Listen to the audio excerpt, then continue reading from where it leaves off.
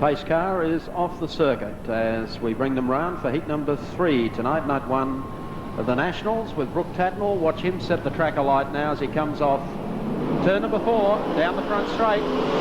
Gets away. Any thoughts that Stephen Gall had about pinching him were gone, and Max Dumsney electing a high line. And look at Skip Jackson, who comes up, but that wasn't a start. Course shone on the racetrack. Yeah. And the protest flag going out, just to have a look and see who is the unfortunate person.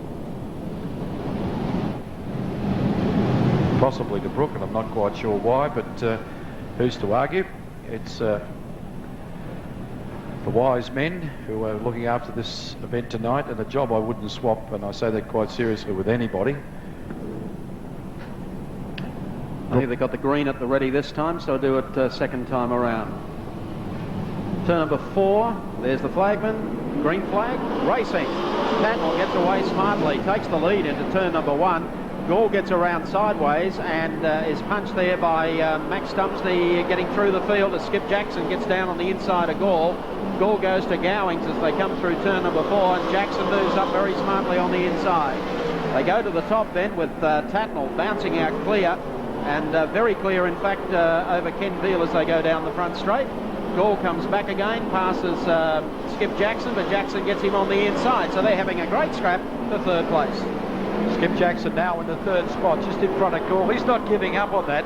He'll have another go at Jackson as they go into 3. Jackson going to the low line now, trying to get the speed on as they all chase Brooke Tatnall. Second place, Alan Barley, the former Victorian champion.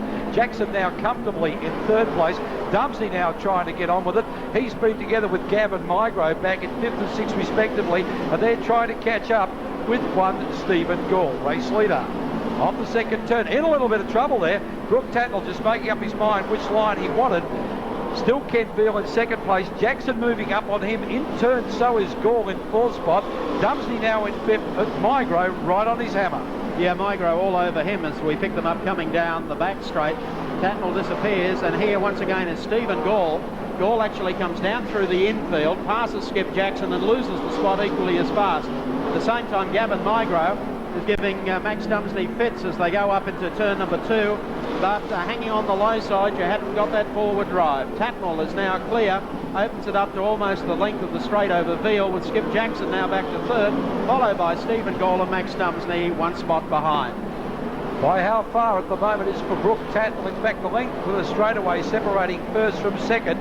Passing flag now being used liberally as the race leader starts to go through the back markers. He's up behind Peter Addard now as they go into turn 3, right round the outside, using the high line to great advantage. White flag out, 1 to go for the leader as we see Freddie Edwards pull to the infield. McCallum now, 1 car spun off the second turn. That's Veal, he's out of harm's way, and Brooke Tatnall goes up into turn 3. Last corner coming up now. Brooke Tatnall is going to win this one. Here he comes across the line. He wins his opener tonight. Second spot will go to Skip Jackson in the number 7 car. Max Dumsney takes third, and Gavin Migro takes fourth, with Stephen Gall fading to 5th place after starting pretty close up at the front of the field, position number 2. So Brooke Tatnall, good start. He's got maximum points from that win in heat number 3. He heads back to the pits. Everything's going to plan.